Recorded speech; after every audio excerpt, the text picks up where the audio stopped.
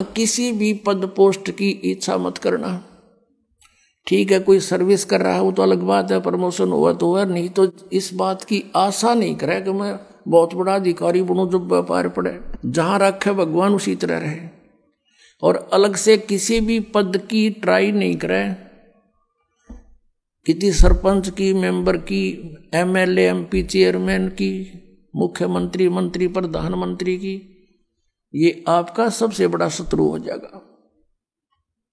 इधर झांके भी नहीं, अपना पीछा छुटवाने की सोचे पुण्यात्मा। इंद्र दा राज का गदा बेस्टा।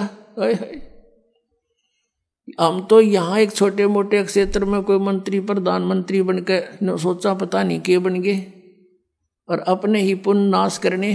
परमात्मा के स्वर्ग को जो सबसे उत्तम मानते थे, स्वर्ग को, उस स्वर्ग का राजा, वो राज की पदवी भी हमारे लिए तो उस सतलोक के सुख की तुलना में काग की बीट है,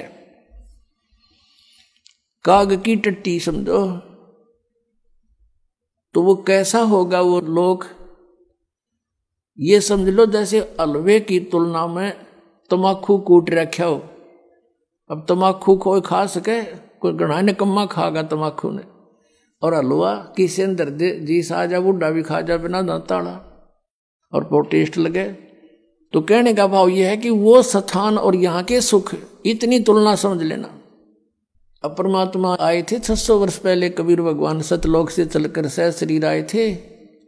पुणात्माओं, आज फागुन सुदी द्वादशी, ये वो शुभ दिन है जिस दिन परमात्मा अपने लीला अनुसार, अपने गुणों के आधार से जो लीला करता है, वही लीला करते हुए सतलोक से चलकर आए थे। सतलोक से चलकर आए थे एक साधु रूप बना के।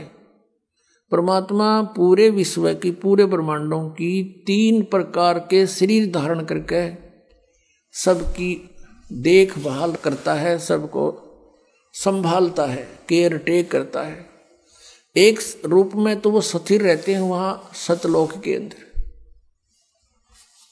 उनका करोड़ सूर्य मिला दे, करोड़ चंद्रमा, इतना एक रोमकूप की शोभा है। सह शरीर है, मनुष्य सदृश है, नर आकार है।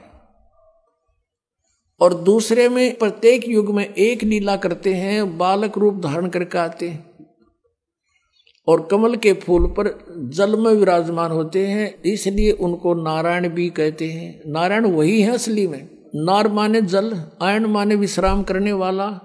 जल के ऊपर आके अवतरित होने वाले को नारायण कहते हैं।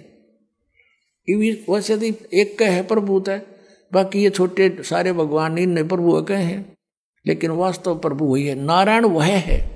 ये प्रत्येक युग में ऐसी लीला करता है, और पूर्व निर्धारित संस्कारी जो हंस होते हैं वो उन्हीं को मिलता है, उठा ले जाते हैं, लीला होती है।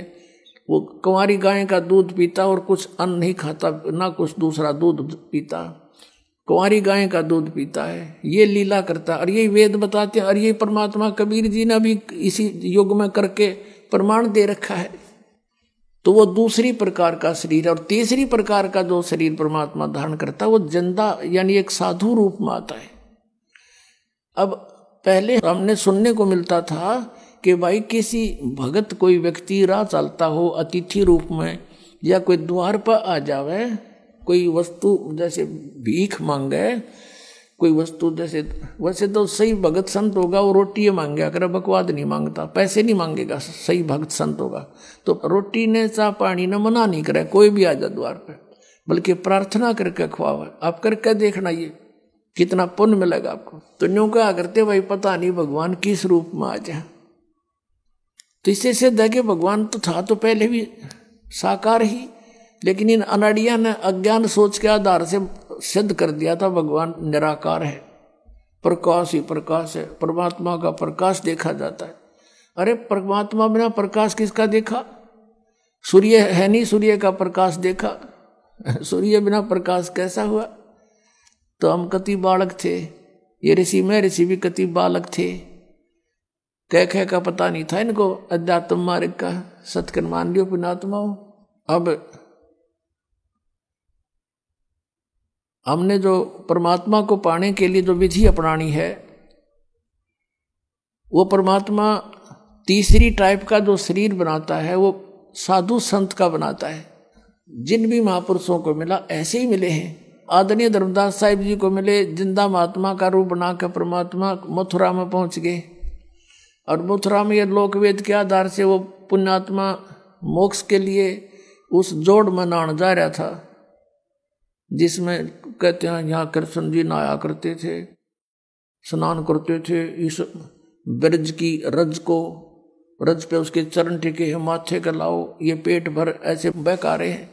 अगर वो स्थान ही मोक्ष का होता तो श्री कृष्ण जी क्यों छोड़ कर जाते? वो द्वारका में जाकर रहने लगे।